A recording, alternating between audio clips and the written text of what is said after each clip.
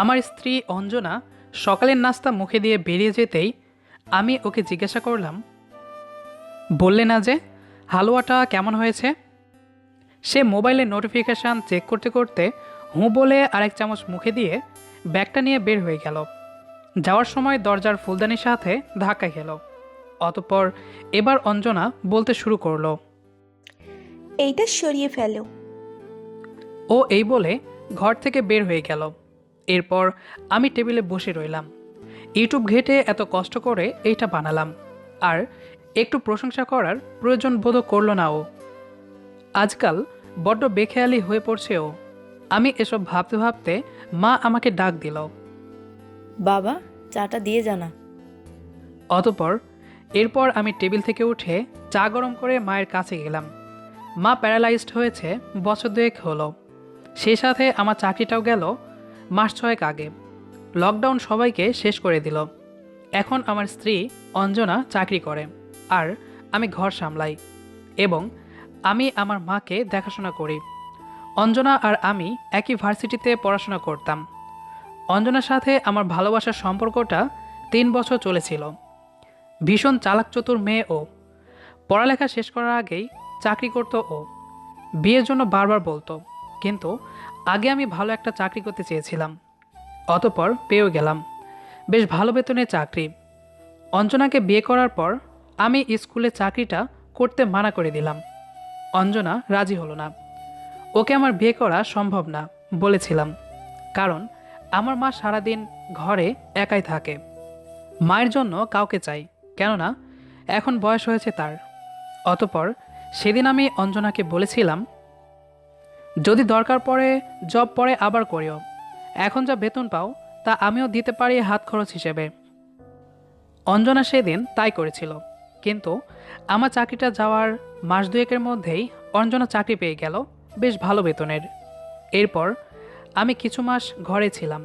তখন অঞ্জনা চাকরিতে গেল। ও শুধু রান্না করে যেত, আর আমি টুকটাক সারাদিন ঘরে শুয়ে বসে না থেকে এইটা ওটা করতাম। কিন্তু কিছুদিন পর আমি হাঁপিয়ে উঠলাম বাসায় একা একা থেকে। অতঃপর আমি আরেকটা চাকরি ধরার চেষ্টা করলাম, কিন্তু অঞ্জনা সাফ মানা করে দিল। আমার চাকরি কেন লাগছে, আর ওটা দিয়ে তো বেশ চলছে, আর মাকে কে দেখবে? এই তো ও সেদিন বলল, তোমার হাত খরচটা আমার থেকে নিও। তুমি ঘর সামলাও, আর আমি আছি তো। আর আমার চাকরি ছাড়া সম্ভব না। ছাড়তে বললে এইবার আমি তোমায় ছেড়ে দেব, এই বলে দিলাম। কিন্তু আমি যে ওকে ভীষণ রকম ভালোবাসি। আমার কাছে মনে হলো যে সময় যেন বুমেরাঙের মতো ঘুরে এলো। মায়ের জন্য কাজের লোক রাখার কথা আর বলা গেল না, কারণ আমি নিজেই এই রাস্তাটা বন্ধ করেছিলাম। তাই আমিও ঘরে থাকার সিদ্ধান্ত নিলাম। কিন্তু আমি ইদানিং ভীষণ রকম বিরক্ত হয়ে যাচ্ছি। ঘরে থাকার জন্য নয়, রান্নাটাও ব্যাপার না। ব্যাপার হলো অঞ্জনার এই উদাসীনতার জন্য। ওর জন্যই তো আমি সব ছেড়ে ঘরে থাকার সিদ্ধান্ত নিলাম। কিন্তু এখন ও যেন আমাকে মানুষই মনে করছে না। 2 মিনিট কথা বলারও টাইম নেই ওর কাছে। বাসায় থাকাটাও চারটিখানি কথা নয়। অঞ্জনার বাসায় আসতে আসতে প্রায় রাত 9টা পার হয়ে যেত। তখন আমি করে ফেলি রান্নাটা। অতঃপর এরপর আস্তে আস্তে কাজগুলো আমার দায়িত্ব হয়ে গেল। এরপর থেকে সারাদিন কাজ সেরে এসে অঞ্জনা আর রান্নাঘরে যায় না। ব্যাপারটা আমি বুঝি, কিন্তু খারাপ লাগে তখন যখন সে আমার জন্য অপেক্ষা না করে মোবাইল টিপে টিপে খাওয়া শুরু করে। বাসা যাবিত কাজ এখন আমার দায়িত্ব। চারটিখানি কথা নয় এইটা। ছোট্ট ঘরেও যে এত কাজ থাকে আমি আগে কখনো বুঝিনি। মাঝে মধ্যে আমি ক্লান্ত হয়ে পড়ি, কিন্তু বসে থাকার সুযোগ নেই। সারাদিন কাজে শেষে অঞ্জনাকে ফোন দিলে সে উল্টো আমার ওপর বিরক্ত হয়। কিন্তু আমি কার সাথেই বা সারাদিন কথা বলি? টিভি দেখি আর মায়ের সাথে টুকটাক কথা বলি, কিন্তু কতক্ষণ? তারপরেও অঞ্জনা এসে আমাকে অভিযোগ করবেই। যাই হোক, এরপর আমি মায়ের সাথে সকালের নাস্তা করে শুরু করলাম বাসার কাজ। মায়ের জন্য আর আমার জন্য রান্না করলাম। কাপড়গুলো ওয়াশিং মেশিনে দিলাম, ছাদে দিয়ে এলাম। প্রতিবেশীদের কার বাসায় কী হচ্ছে এটা নিয়ে আমার কোনো মাথা ব্যথা নেই, তাই আমি বেঁচে গেলাম। এরপর আমি ঘরটা মুছে গোসল করে মাকে খাইয়ে দিলাম এবং নিজেও খেলাম। এরপর আমি অঞ্জনাকে ফোন দিলাম। হ্যালো অঞ্জনা, খেয়েছো? খাবো। এখনো না খেয়ে আছো? তোমার কি এমন কাজ শুনি? তুমি সারাদিন ঘরে ফ্যানের নিচে শুয়ে বসে কিভাবে বুঝবে যে কি কাজ? আচ্ছা যাই হোক, তুমি খেয়েছো? হুম। ঠিক আছে, রাখছি। আমি আর কিছু বলার আগেই অঞ্জনা ফোন রেখে দিল। অঞ্জনা আগে এমন ছিল না, আগেও তো চাকরি করতো, কিন্তু তখন তো ও কি ভালোভাবে কথা বলতো, কত কথা ছিল আমাদের। এরপর আমি সন্ধ্যা থেকে অপেক্ষা করছিলাম যে আজ একসাথে বাইরে যাব বলে। এরপর দরজায় বেল দিতেই আমি দৌড়ে গেলাম। অঞ্জনা ঘরে ঢুকতেই আবার বাড়ি খেলো ফুলদানির সাথে। এরপর সাথে সাথে ও চিৎকার করে উঠল। এইটা না সকালে যাওয়ার সময় সরাতে বলেছিলাম? করোটা কি ঘরে? খাওয়ার ঘুমাও? একটা কাজও গুছিয়ে করতে পারো না, আহম্মক কোথাকার। আমার কপালে জোটেও সব। এই বলতে বলতে সে বাথরুমে ঢুকে গেল। এরপর আমি সোফায় বসে রইলাম। আমার এখন নিজের ওপর রাগ হচ্ছে, কেননা এই মেয়েটাকে আমি ভালোবাসতাম। ও বাইরে কাজ করছে বলে আমিও কি ঘরে বসে থাকি নাকি? ওর জন্য আমি চাকরি না করে ঘরে আছি। একটু সম্মান দেওয়ার কথা তো দূরে থাক, আমি মানুষটা আছি কি নেই তারও কোনো অনুভূতি নেই ওর। এরপর অঞ্জনা বাথরুম থেকে বের হয়ে টেবিলে বসে চা চাইল। এরপর আমি চা বানিয়ে দিলাম এবং ওর পাশে গিয়ে বসলাম আর বললাম, তুমি কি আমাকে হেই করছো? এই কথা কেন বলছো তানভীর? আমি কি তোমার কোনো কিছু অপূর্ণ রেখেছি? যা চাচ্ছ তাই তো পাচ্ছ। আর কি চাও বলো? আমি ঘরে আছি বলে কি তুমি আমাকে বোঝা ভাবছো? একদম না। কেন? আমি যখন ঘরে ছিলাম আর তুমি বাইরে কাজ করতে, তখন কি আমায় তাই ভাবতে? একদম না, কখনোই না। তুমি আমার দায়িত্ব। সিম্পল। এখন তুমিও আমার দায়িত্ব তানভীর। আর খিটখিট করো না তো, যাও এখন। আমায় তোমার এত বিরক্ত লাগে, এত ব্যস্ত তুমি। সম্পর্কে ব্যস্ততা কখনো অজুহাত হতে পারে? এইখানে বিরক্ত লাগার কি আছে? তুমি কি আমাকে কখনো বলনি এইসব কথা তানভীর? যখন আমি তোমাকে বলতাম ফোন কেন ধরো না, 5 মিনিট কথা কেন বলো না, তখন কি ব্যস্ততা এত বেশি ছিল যা অজুহাত হতো? আমি না বলতে গিয়ে আবার থেমে গেলাম। এরপর আমি মনে মনে বললাম, হুম, বলেছি। একবার নয়, অনেকবার বলেছি। আমি এখন বুঝলাম যে তখন অঞ্জনা কেন আমি অফিসে থেকে ফেরার পর কত কথা বলতে চাইতো। আমি তখন বিরক্ত হয়ে উঠে যেতাম। সারাদিন বকবক করে আর কথা বলতে আমার বিরক্ত লাগতো। মাঝে মধ্যে ওকে বকাও দিতাম, চিৎকার করে উঠতাম। ও তো তাও অনেক ভালো করে বলেছে, কিন্তু অঞ্জনা দিন দিন চেঞ্জ হতেই থাকে।